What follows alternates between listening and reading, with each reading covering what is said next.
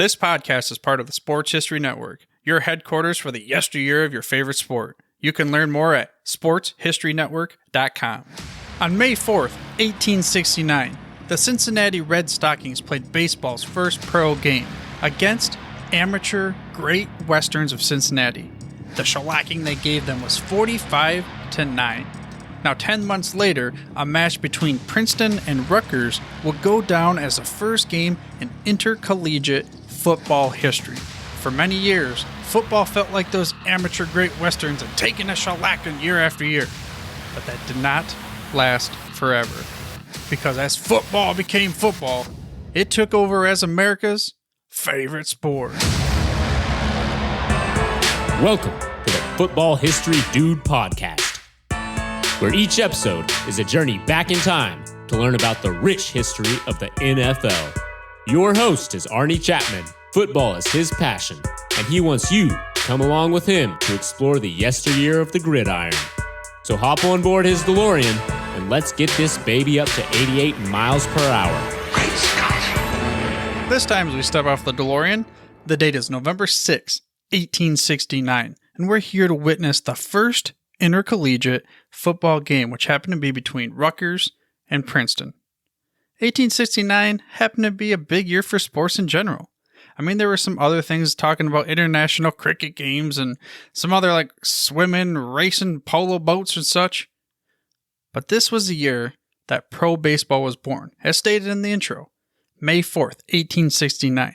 But the creation of football as getting closer to what we know it as today, and pro baseball, at least at the beginning stages, that was not the only thing that was important for the growth of America. You see, we love our baseball, but we love our football more in America now.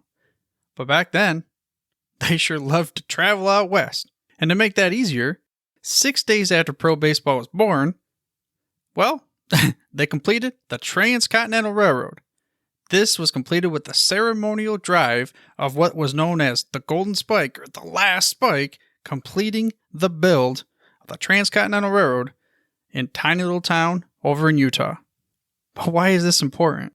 Well, I think that America, football, is kind of synonymous. And just as football would start and just continue to expand throughout time, back in 1869, so did that Transcontinental Railroad. And I'm sure there's tons of stories and great history and other things that were impacted as this railroad would unite the East and the West. We got to talk about football, though. We have this week's guest, Tim Brown. Not that Tim Brown. We're talking about Timothy P. Brown. He wrote a book called How Football Became Football, 150 Years of the Game's Evolution. And just like the evolving transportation routes and all these other things that we have, today's football looked nothing like it did back in the day.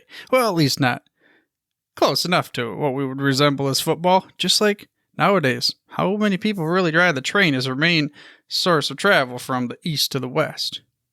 I would go ahead and venture that the percentage of people crossing east to west and vice versa today, the percentage is nowhere near as high as it was back in 1860. Well, we'll move it over to 1870s. So just like the railroad wasn't always just there, football was not always just there. It had to be built. And this book gives you an in-depth review of how football became football. And as always, I'm going to go ahead and leave links to the book and some other information in Tim's site in the show notes, which you can get to through your podcast player or by heading to thefootballhistorydude.com, which now takes you over to my page on the Sports History Network, the headquarters for your favorite sports yesteryear. This is a network at the very early stages. So if you yourself know of a podcast that you think should be on the network, or you're starting to get that itch, you want to start your own history podcast or YouTube channel or anything else, well, if it's about your favorite sport, team, or league, hit us up on the contact page over at sportshistorynetwork.com. But for now, let's get into how football became football. So, the first thing as I was kind of going through here, I wanted to ask you, what was your inspiration for writing a book about how football became football? Yeah. So, in order to tell you about my second book, I kind of have to tell the story of the first one. So, I played football. I had a chance to coach when I was in grad school. And so, but then I kind of went into the business world, and my main connection with football was to either coach my kids, attend some games, and I collected old Rose Bowl, memorabilia. And so in the course of collecting, I came across a story that indicated that half the guys who had played in the 1918 Rose Bowl, which was played by military teams, half those guys died in action in World War I or World War II. So I kind of started looking into that. Turned out it wasn't true, but nevertheless, it was overall a fascinating story. And that's what the first book is about. But in telling that story, as I researched it, I found out there are just a lot of elements of football from the World War I era that were just different from what I knew, what I had played and been exposed to. And so in order to tell the story of the first book, I had to get to know some football history. And some of the feedback I got from the first book was, some of the stuff I liked best was the old football, understanding the background, how the game evolved. And thankfully, it was something that I was very interested in. So I just continued. Down that path. Just found more and more information, and kind of tried to determine how do I structure this thing. What's interesting? What's interesting to me? What do I think would be interesting to a reader? So essentially, what I've tried to do is kind of tell the story of football. And it's easy to think that football. I mean, I think everybody knows, it came from rugby, but what does that really mean? How did that progression occur, right? And what were there certain key points where the game went in one direction or another, and who did that? Who was involved? Yeah, that's something that I can tell you. So I played football myself, and I just always took everything for granted. I grew up Barry Sanders fan. I've talked about this tons of times on my show. I'm a Detroit Lions diehard, probably to a fault, anyways. And as far as I was concerned, the whole Barry Sanders in the 90s era, like that just was football. And I just never contemplated, well, they didn't throw the ball back in the day. They didn't have all these other types of rules. So it's kind of cool that when I started the show, I was able to go back and talk about Walter Camp, but then even further back is what your book even starts at. So speaking of Fields of Friendly Strife, you have a website for that as well, right? That's right. And I'm kind of rehabbing it, if you will. So that site was really geared towards the first book, but it's been then drifting more and more to the football history. I'm actually kind of rehabbing it, restructuring it right now. I may actually rename it and move it to a different domain, but anyways, at this point, it's fieldsoffriendlystrife.com.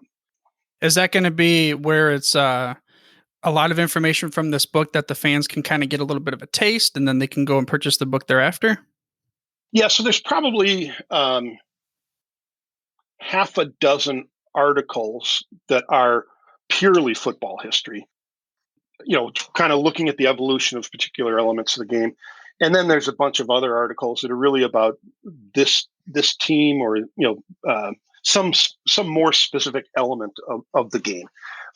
So probably 2/3 of the content on the site now is football oriented, and then the other third is more World War I and some of what happened during the war. Sure. I mean, they both tie together definitely because of when we had Chris Serb on, I don't know, a couple months ago or something like that. And he had a lot of interesting stories that I had never known how football and World War I were connected. Yeah. So, Chris, I took a more narrow path. I focused on two sets of teams and then, kind of that was the focus of my book. And then I talked about kind of the world and the war in general. Chris took more of a survey approach, looking at all the military teams at the time. So, mine was kind of more in depth on certain teams. His was, broader, and he focused more on kind of what the implications were of those teams or of service football for the early NFL. Yeah, and so then when you came to this next book, How Football Was Football, basically you need an offensive lineman to be able to pick it up because of how girthy this thing is. I mean, there's a lot of knowledge in here that the fans of the show will be able to go over, and I know we're only going to cover just a very little bit. But speaking of that, it was broken up into three parts I saw. Why did you choose those specific three parts? So, there's a lot of information to try to cover. And so one of the challenges was, how do I structure this in a way? If I just went chronologically, if I just said, okay, in 1877, here's what happened, and in 1878, this is what happened, I just didn't think that could hang together. So I had to try to find a way to talk about the game topically while also making sense chronologically. So I basically took the beginning of the game, 1869, even though that's a little questionable, but um, so 1869 to 1905. So 1905 to 1912 is when the whole crisis was going on. But big changes in 1906. So that was the one breaking point. And then the second breaking point, I went with 1960. And you could argue that it could have been any time in that period, but I use 1960 because that's when, in my mind, the biggest change in football from 1960 on is the influence of television and money. And that was when ABC first signed a contract where they brought in Roone Arledge, and he basically changed college football in the way we view it. He just had dramatic impacts. So that brought money. Money brought further specialization of coaches. More money for the players. They could be full-time athletes, not part-time athletes. Just all kinds of. I just think money has a massive impact. And then that time coincided with some changes in the game itself, as well as really the true start of the desegregation of football. So that's kind of a key time period. Yeah, I mean, definitely. And again, it's something that I just took for granted. I grew up, I was born in 85. So when I grew up, it was, like I said, Barry Sanders, 89. And everything from then on, when I was old enough, free agency was already here. So it was like fairly similar to how it is now, except for maybe the introduction of more news at you 24/7. And then fantasy football really took off when the internet came on board. Other than that, though, it was fairly similar. I mean, sure, we have the transition from more the running game to the passing game. And that kind of leads me to, what were some of the elements of the game that now we maybe take for granted, but weren't even there in the early days? I think clearly the forward pass is, to me, is the number one element in terms of once you get past the initial years, the forward pass is absolutely critical. And people, even then, when it first came about, it was heavily restricted. You couldn't. There were rules about you couldn't pass the ball unless you were 5 yards behind the line of scrimmage or 5 yards to the right or left. You couldn't throw it more than 5 yards downfield. You couldn't throw it into the end zone, which is why they didn't even. It wasn't even called the end zone yet. It was still called in goal. So they had to adapt rules over time. So that's one of the things. I think the other one that, and I kind of talk about it as much in the epilogue of the book as during the content, is just the introduction of blocking. We just take it for granted that blocking has always been a part of the game, but when it came from rugby. It was rugby. When they first started the game here in America, they weren't planning to create a new sport. They were playing rugby, and then they started tweaking it. And in rugby, you can't block. And so for, that really, I think, with all the CTE and everything that we focus on nowadays, I think the biggest thing that, we focused on tackling in terms of trying to address CTE. I really think blocking is where we have to go next. We have to find ways to reduce the amount of blocking in the game if we're going to address that part of that negative aspect of football. So is that still the case in rugby? They can't block down the field? Yeah.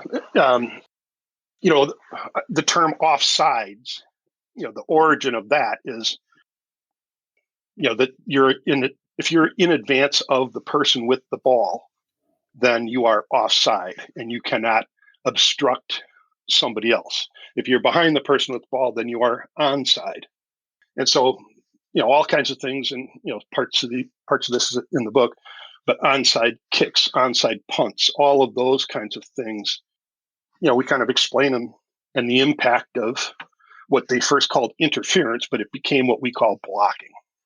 So running in advance of the person with the ball and interfering with a defender that wasn't there. When I was younger, I only played soccer. Well, we'll call it football, but as far as Americans go, soccer. Yeah. One time in my life, and they kept calling me for offsides. I'm like, what is? I don't even know what this means. I'm trying to go out there so you can kick me the ball. So they stuck me on the defense. They called me the enforcer because let's just say I wasn't the fastest cat. So I got a lot of those cards. I don't remember what color they were, but it's amazing how things have transformed over again. Like you said, like blocking. It's like the fundamentals of football. It's when you're in it. If you can't block, you can't do anything. And back then, like you said, it was not even in existence. And again, this book is going to give anybody that wants to listen to it an in-depth look at all these various rules. One thing I did see in there was the images of, like, it was funny how they were holding the ball, and it was like well, should we shot put it? How do we throw a spiral and stuff? Like, how did that transformation of, you said passing was a big one. How did that go? So I think one of the misconceptions that most people have about football is, so kind of everybody knows that in 1906, the forward pass became legal. And so it's not as if they didn't have forward passing before. They had it a lot. It was just illegal. And by that, I mean, back then they called what we would call a lateral, they called a pass. So if you read through newspaper articles about games from the 1880s up till through 1905, teams got penalized because they did a forward lateral, right? But it was really a forward, they called it a forward pass. We would have called it a forward lateral. And so it was a part of the game. And so when they first legalized forward passing, they were thinking more along the lines of forward laterals, not the downfield overhand spiral throw that we all know and love today, right? So in the first 5-6 years of football, most teams, barely used the forward pass. They used technique-wise, used kind of a basketball set shot, two-handed push. They flung it like a grenade. They did all kinds of crazy things. But there was this one guy, Bradbury Robinson, who played at St. Louis U, who had learned how to throw the overhand spiral. And he started using it. St. Louis U had tremendous success in the 1906 season. But, they were out in St. Louis. They were out in the hinterlands for football. Back then, Eastern football was king. Michigan, Wisconsin, Minnesota, they were playing pretty good ball, but pretty much everybody else was kind of nothing, at least in terms of the Eastern press. And so they kind of got ignored. But over time, teams started picking it up and they were exposed to it. And, so a lot of people know of the story of Newt Rockne and Notre Dame coming into Army in 1913 and executing forward passes like nobody out east had ever seen before. And so that kind of really popularized the type of approach that came with the overhand spiral. Was that the photo that I saw? Because it showed specifically somebody throwing an overhand spiral. Yeah, that was Robinson of St. Louis U. Going back to the photos, I mean, normally you don't have this many photos in books. It's very cool to see all these old time photos. How did you go about acquiring all these? Yeah, so I think first off, just why do I have that many, right? So it's just, I think there's a lot of things where when you go back, I'm trying to describe how things worked back then. And so it's really being a translator. I'm trying to translate what was happening back then and put it into concepts that we understand today. And sometimes that's hard. It's like certain languages, there's no direct translation for certain words. And so images became very helpful to illustrate that. So if I talk about nose guards. So before there were face masks, even before there were helmets, people had broken noses. How do you protect it? So they wore these things called nose guards. And they're hard to describe, but a picture pretty much tells you what they look like. So, so to find the things that I had trouble or just thought would be better communicated via image, I had, plays and formations drawn up. Those were, but otherwise, I basically scanned university archives. I bought a fair number of old postcards. Back in the day before Twitter and Facebook, people would get images of teams or plays in action, things like that, print them off on postcard stock and mail them to their buddies. And so there's images out there that just kind of illustrate certain concepts. So I've got permissions from a lot of different universities and other kinds of museums, and some individuals to use images of their teams in action or whatever it may have been, stadiums, etc. One of them I saw was antiquefootball.com, and I kind of went over their website yesterday. How did you get in touch with him? So I had come across, so Chris Horning runs that site, and it's just a fabulous site. It's just got so much cool old stuff. And so, I just reached out to him. I mean, it really, the early equipment information that I wrote was, certainly heavily influenced by the information from his site. That was really, kind of my key guiding path. He kind of stops after 1910, 1920. So everything else then, I kind of had to go find on my own, I guess. So, just reached out to him and said, hey, there's a couple of images that, I'd like to be able to use. And he provided permission. So that was nice. Very, very thankful. Yeah, it's just, I went to a site because of you, and I looked at some of the cool rotating helmets that, like, I guess you can call them helmets, the protection pads. And I saw the nose guard you're talking about. And what are some of the other elements that maybe someone like myself would go to a site like Antique Football, and it's in your book, but I'm like, whoa, I never knew this existed. Yeah. So there's just lots of things like, so the, we think in terms of helmets.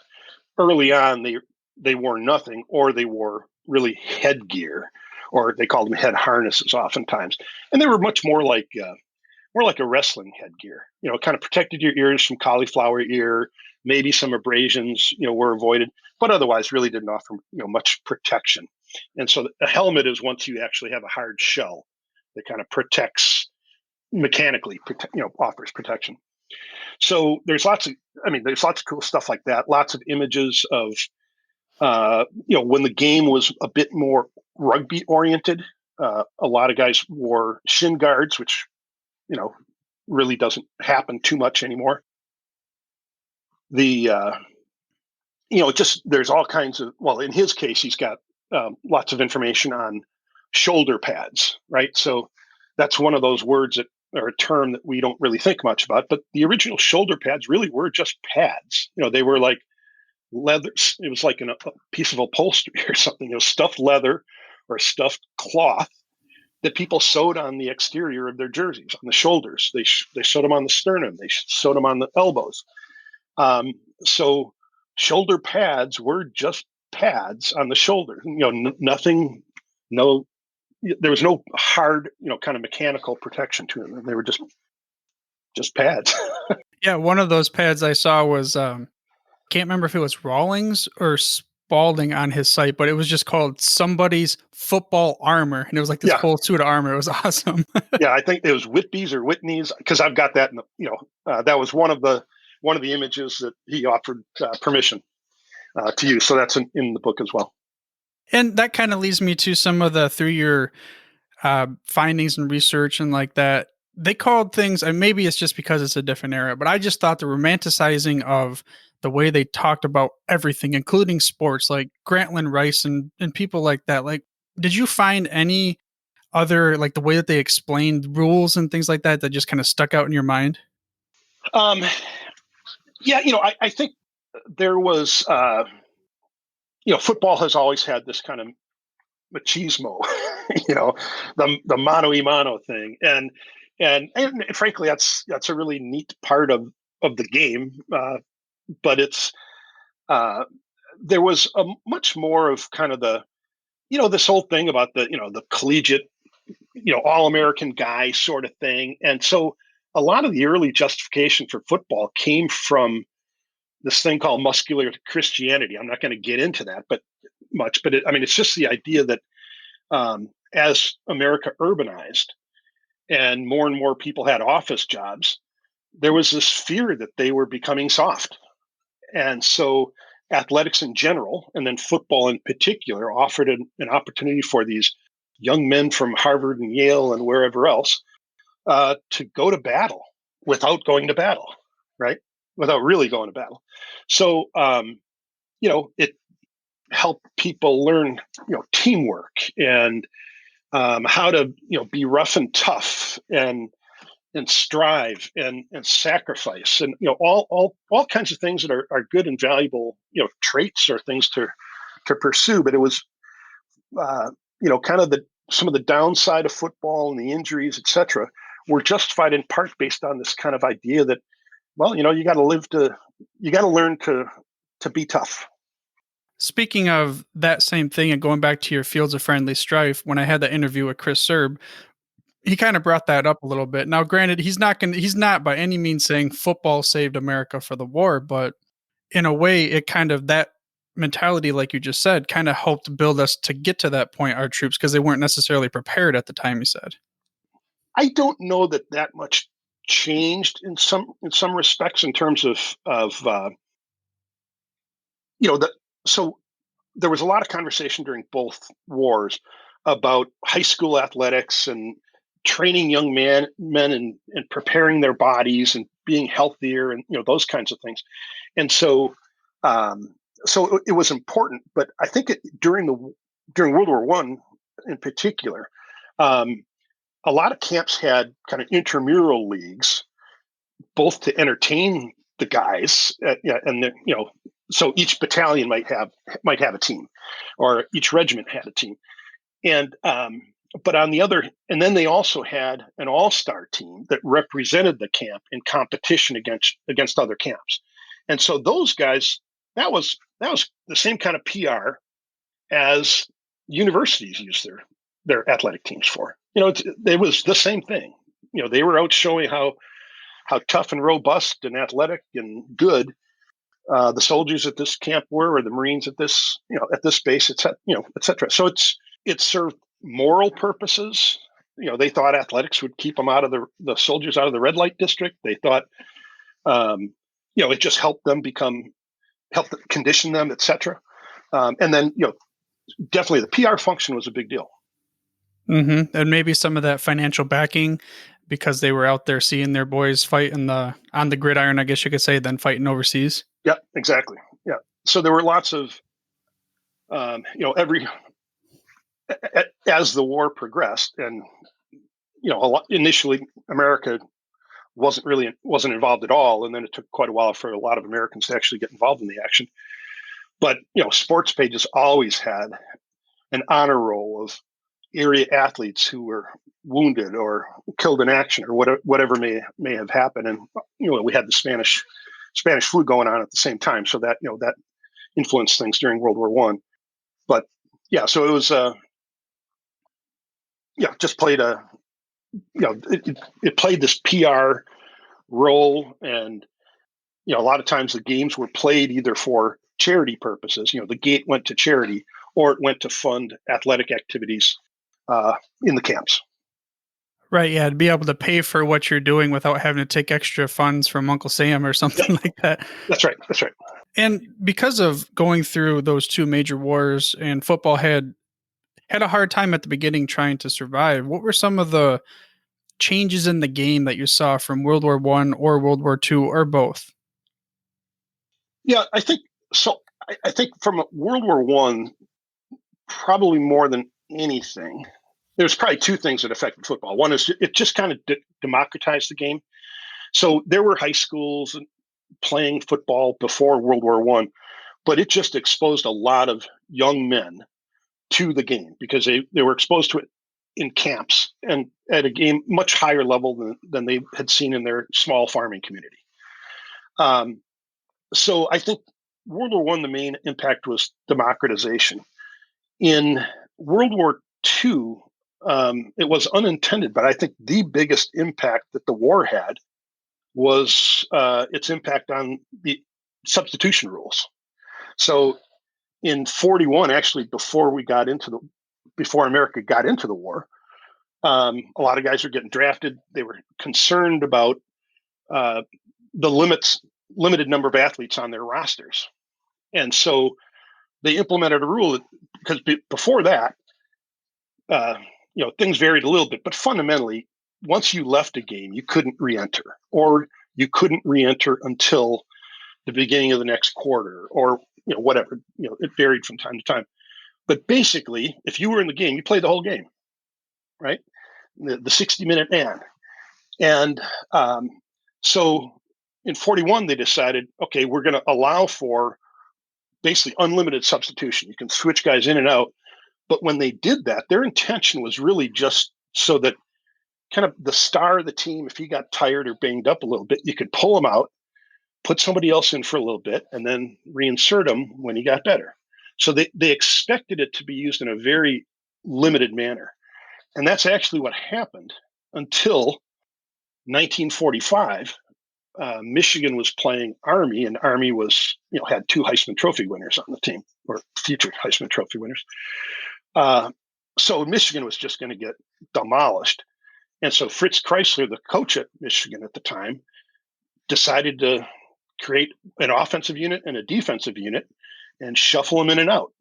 And he did that towards the end of it was either the last game or second last game of the season.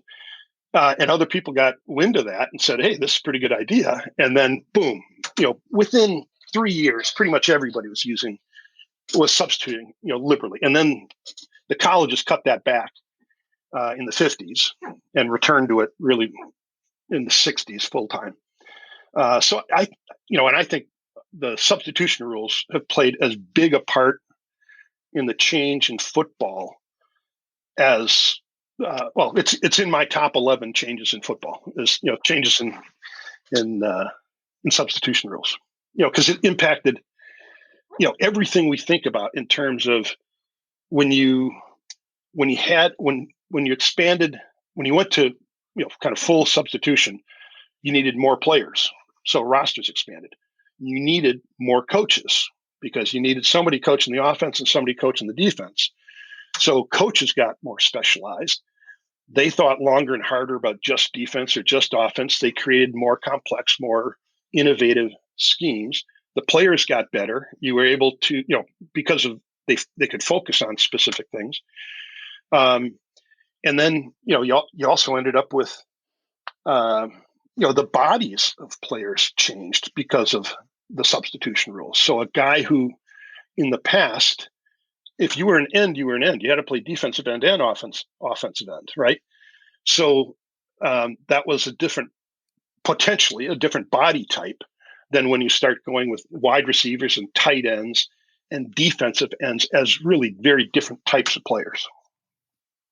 And that's just crazy how one little rule, really out of necessity, change and transform so many other things down the line. What are some of the other rules that maybe went away that we have no idea about that used to be back in early football history? Yeah, so one of them that doesn't go back that far, but so when I started playing football as a like grade schooler, and I guess it was the early 70s, something like that. And by that point, if you were an offensive lineman, if you put your hand in the dirt, it stayed there, right? Whereas that wasn't the case. Just even that didn't come into being until the 60s. So prior to that, offensive linemen could put their hand down and then shift. And so they had these things called sucker shifts, which I talked about briefly, and about just ways to kind of trick the defense and draw them offside by having your offensive line move laterally. Offensive linemen used to be able to run downfield, on pass plays. So there was no restriction on where where the offensive line could be. And that was in the days when they didn't wear numbers, and especially not what numbers on the front of their jerseys. And before players were numbered, so that centers had their number began with a 5 and guards with 6s and tackles with 7. So defenses could be very confused about who's an eligible receiver and who's not, especially if the offense has shifted formations in advance. So and of course the referees or the officials were equally confused. So so there's things like that it's just the rules just have evolved. I think another one of my top 11 changes is the introduction of hash marks. And people are like, God, how could that be important? But you don't, if you don't understand, think about what football would be like without hash marks. So if you got tackled, or if a ball carrier is tackled a yard from the sideline, where does the next play start? Right? Now we know it goes into the hash mark. But back then it didn't. It stayed right there. If you were tackled a foot from the sideline, the ball started, the next play started there. And so teams had to, it was a regular part of practice in their playbooks. They had these unbalanced formations where the center was on the sideline and play started from there. So, it's one of those things that even like I've got 2 images in the book that show that. And even, if you don't see the image, it's really kind of hard to imagine that, but it's, you see everybody's over on one sideline because that's where they're snapping the ball. How did it work for field goals? So if they were tackled on the sideline, that's exactly where they had to try to kick it? Yeah, that's right. And so when you think about that, so an implication of that is, if, say you've got the ball on the 15, okay, and it's 3rd down, what are your choices for trying to get a touchdown? So if you're at the 15, you don't want to be tackled out wide on a sweep, because now you got to kick the field goal from the 15-yard line or whatever over near the sideline, right? So you have a terrible angle and it's a longer kick. So it, without hash marks, it constrained play calling even when you're in the middle of the field, at least, if you were down in the red zone, right? So, there's things like that you just don't realize, or most people don't realize, were once part of the game, but they finally, 1933 is when they introduced the concept of hash marks, and it just dramatically changed the game. Yeah, my Detroit Lions have a little bit to play with that, even though that's not what they were called at the time, huh? Well, so tell me the reference to the Lions, because the Portsmouth Spartans and the Chicago Bears. I sometimes forget that the Lions were from Portsmouth. So right, yes, right. But you're exactly right. So that it turned out that the colleges were already talking about and had recommended some rule changes. They'd recommended essentially something along the lines of hash marks before that Chicago Bears game that ended up, and Lions game that ended up being played indoors, which is why they ended up, they had hockey boards there, so they had to move the ball in away from the hockey boards in order to play. Yeah, it's just like the Calvin Johnson pass. We always have to make rule changes after the Lions get screwed over, because they had that one where, what was it? I can't remember. I think it was Bronco Nagurski throwing it to Red Grange, but there That's was right.